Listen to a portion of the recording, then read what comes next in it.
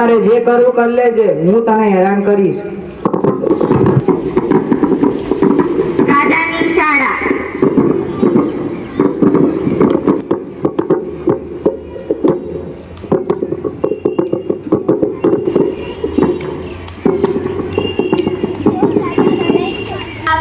રાધા રડે છે, નક્કી કાંઈ થયું છે.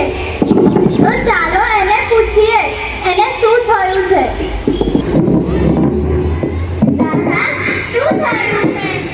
મને કશું નથી થયું. કંઈક તો થયું છે, બોલ શું થયું છે. મને કશું નથી થયું, તમે લોકો જાઓ. રાધાને કાંઈ થયું છે. છેલ્લે 1 મહિનાથી ના આપણી સાથે રમે છે, ના આપણી સાથે વાત કરે છે, ના ભણવામાં ધ્યાન આપે છે. તો ચાલો એને પૂછીએ કે એને શું થયું છે.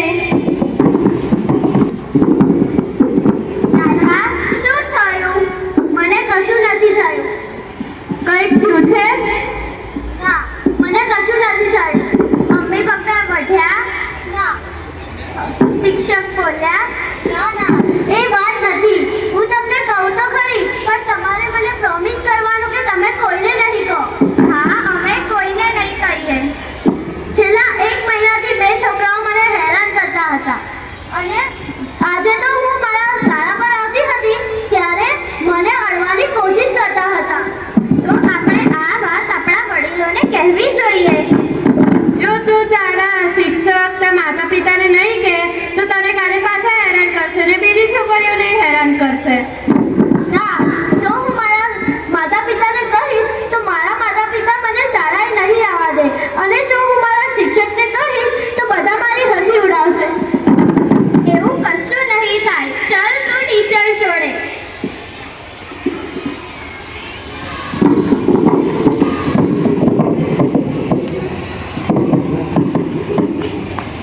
મેં કમિંગ ટીચર.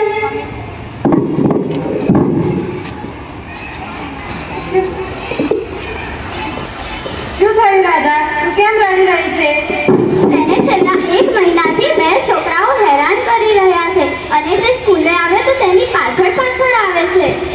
અને આજે તો એના શરીરને અડવાની પણ કોશિશ કરી. આ વાતની જાણ તો આપણે પ્રિન્સિપલ મેડમને કરવી જ જોશે. ચાલો.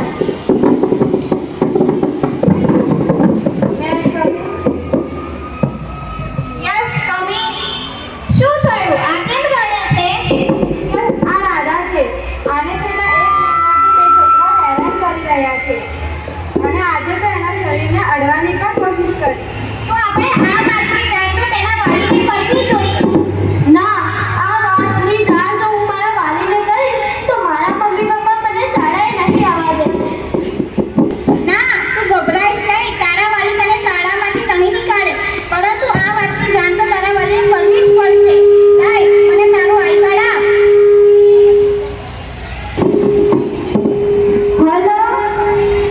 હેલો. તમે રાધાના પપ્પા બોલો છો? હા. હું સાર્વજનિક શાળામાંથી તેના આચાર્ય બોલું છું. તમે તાત્કાલિક શાળાએ આવી જાઓ, મારે તમારું કામ છે. સાર્વજનિક શાળામાંથી આચાર્યશ્રીનો ફોન આવ્યો તો તેમને આપણને શાળાએ બોલાવ્યા છે, તો આપણને જવું પડશે. જલ્દી ચલો. હા.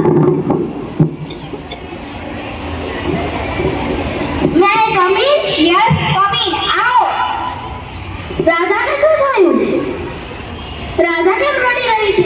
તમારી દીકરીને છેલ્લા 1 મહિનાથી 2 છોકરાઓ હેરાન કરી રહ્યા છે, અને આજે તો તેના શરીરને અડવાની પણ કોશિશ કરી છે. તમે રાધાને કંઈ પણ ન કહેતા, કારણ કે અમારા રાધાનો વાંક નથી. આપણે આ વાતની જાણ તો એનજીઓ વાળાને કરવી જોઈએ. હા, સારું. હેલો. હા, બોલો. તમે એનજીઓમાંથી બોલો છો? હા, હું સાર્વજનિક શાળાના આચાર્ય બોલું છું. હા, અમારી શાળાની એક વિદ્યાર્થીની સાથે અજુગતું બની ગયું છે, તો તમે ઝડપથી શાળાએ આવી જાઓ. ઓકે.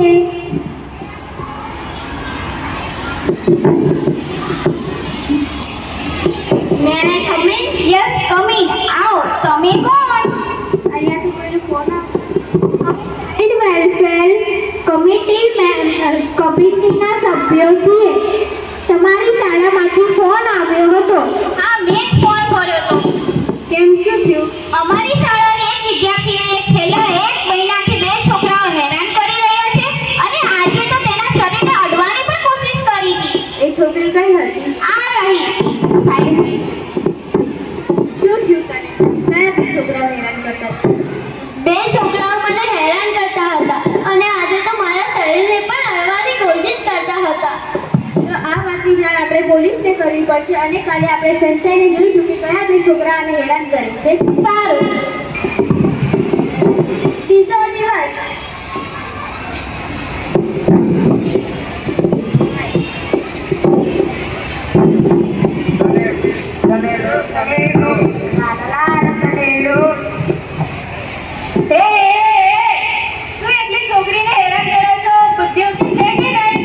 અમે તો એને હેરાન કરીશું. તમે કોણ? અમે એનજીઓ વાળા છીએ. એકલી છોકરીને જોઈ નથી કે છેડવાનું ચાલુ. અમને નહીં બીક લાગતી. તમે જેને કરવું એ કરી લે. Police, police! આ બંને છોકરા એકલી છોકરીને હેરાન કરે છે.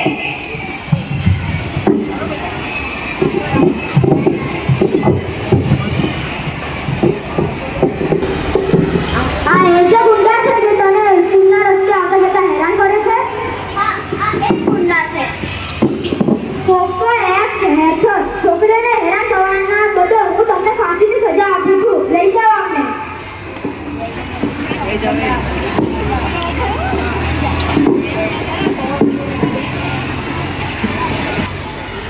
મને ઓળખો છો? હું રાધા છું.